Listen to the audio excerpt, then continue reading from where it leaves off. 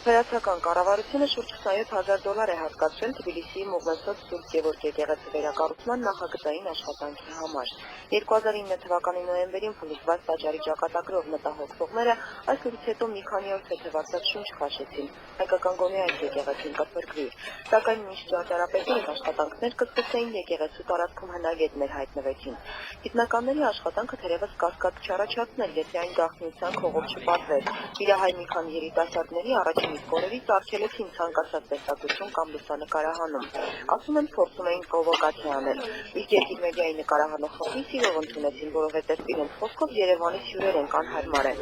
Եվ սկսեցին պատմել իրենց աշխատանքի գտածոների մասին 4 մետաղադրամ, որոնց ուսը նախնական եզրակացությամբ համարյա թագուհու ժամանակներից դամբարան եւ ամենակարևոր հայտնագործությունը հայկական եկեղեցու տակ նախկինում այլ եկեղեցի է եղել։ Դրա հայկական լինելու մասին հարց տեղեկությունը հնագիտական աշխատանքները ղեկավարող Գուրամ Երթուլավային զարմացրեցին, չնայած վրաց հնագետի համար հասանելի բոլոր լեզուներով աղբյուրները վկայում են։ Մուղն ու Սուրբ Գևորգ եկեղեցին կառուցվել է 1356 թվականին եւ նախկինում կոչվել է Կամակատար Սուրբ Աստվածածին։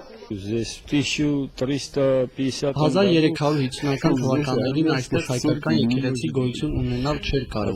Վրաց գեոֆիզիտ ուղղափառ եկեղեցու համար հայկական մոնոֆիզիտ եկեղեցին հերետիկոս է, եւ այդ ժամանակներում պարզապես թույլ չէին տա հայկական եկեղեցի կառուցել։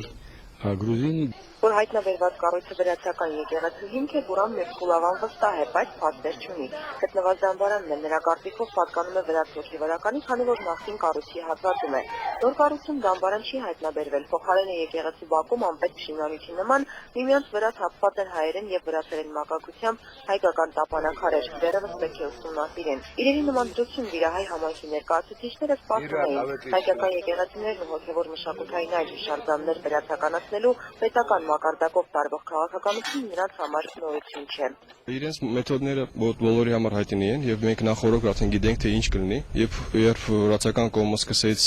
մի կողմանի, ասենք, տենց աշխատանքներ տանի եկեղեցու տարածքում, բոլորի համար հայտնի էր, որ կանցնի մի քանի օր կամ մի շաբաթ եւ ինչ որ մի քարեր հայտնվեն վրացական։ Վրացական կողմն ամիսներ առաջ Թբիլիսի ժամանած հայկական պաշտոնական պատվիրակությանը վստահեցրել էր, թե առանց հայ մասնագետների մասնակցության այստեղ ոչինչ չի արվի։ Վրաստանի մշակույթի նախարարության հայտարարած մրցույթում հաղթող ճանաչված Փասիտեքս ընկերության ներկայացուցիչն ասում է, հայկական կողմից որևէ լուն չունեն։ Անցյալ տարվա նոյեմբերին, երբ եկեղեցին փլուզվեց, հայ մասնագետներ ժամանեցին եւ միասին արդյունավետ աշխատեցին, բայց հիմա չգիտեմ ինչու չեն գալիս։ Մենք նորից սիրով կհամագործակցենք։ Իսկ վրացի հնագետը համոզված է, կառույցը որպես եկեղեցի վերականգնել այլևս հնարավոր չէ։ Ամբողջ եկեղեցու երկայնքով շուրջ 5 մետր խորությամբ ջուր է հոսում։ Այդ պատճառով նման ծանր կառույցը չի դիմացել եւ քանդվել է։ Եվ մինչ Վրաստանում հայկական եկեղեցիների շուրջ տարբեր առիթներով հնչող մտահոգությունները խոսքից կանցնեն գործի, Մուղնեցոտ Սուրբ Գևորգը վրացական իշխանությունները հավանաբար կվերածեն թանգարանի, անշուշտ ոչ հայկական։ Թամարա Հակոբյան, Գարի Մանոյան, Երկիրն այսօր, Թբիլիսի, Վրաստան։